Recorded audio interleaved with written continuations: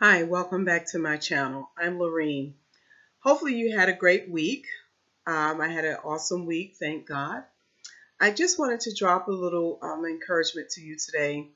I've spoken to a couple of people recently, and it's amazing to me how many people are walking around with guilt and regret.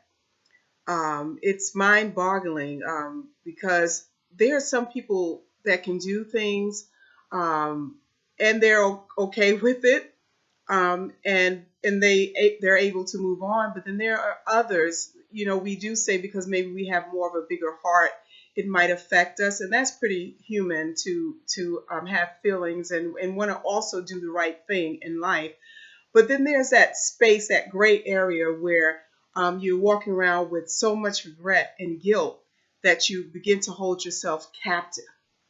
You can't move on with your life or progress because you keep living the past.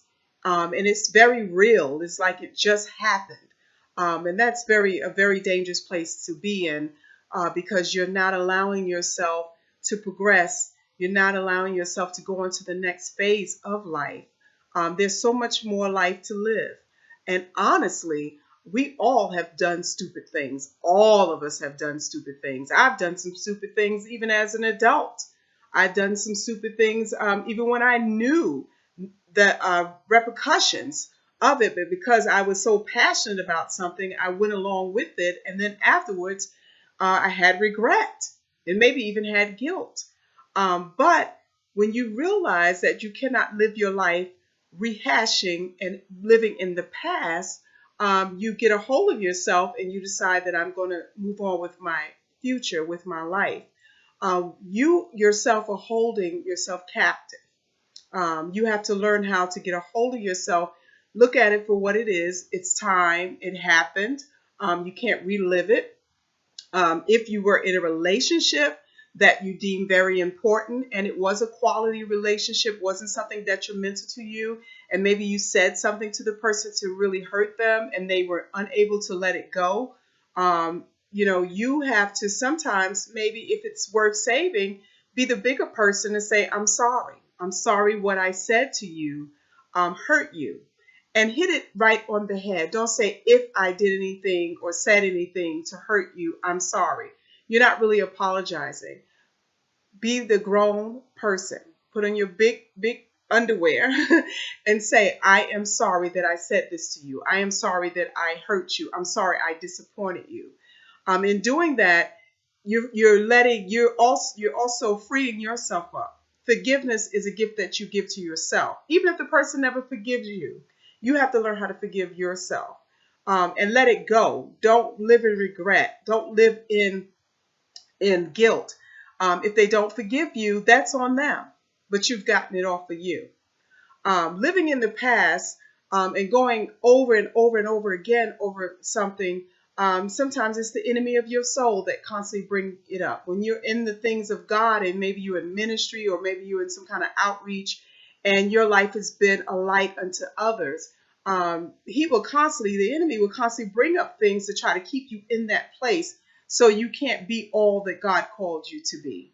You can't be the best you because you're living in the past. I want to share a nugget with you. Someone shared with me years ago and was really profound. They liken life as to driving in a car.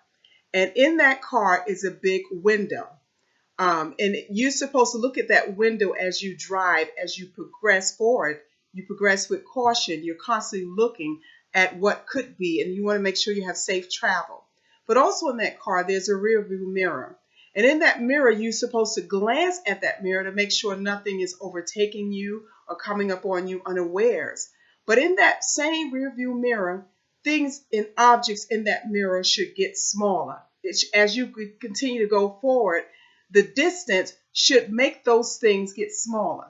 But if you concentrate on that rear view mirror while you're proceeding forward, guess what? You're going to crash and burn. And that's what we're doing with our lives. We're unable to move forward and progress because we're looking back. Life is not supposed to be lived backwards. We're supposed to move on forward. So come out of that place of regret, that place of guilt, If there was something that you could have done differently, I'm sure you would have done it. But the time has passed now, and you have to loose yourself. You have to free yourself. You can't go back and do things over. I'm sure all of us would like to go back and get a do-over. But the reality of it is that it has passed. If it's something in your power that you can even fix today, you say you're sorry. You try to progress on, but you cannot go back and relive that event again. So free yourself.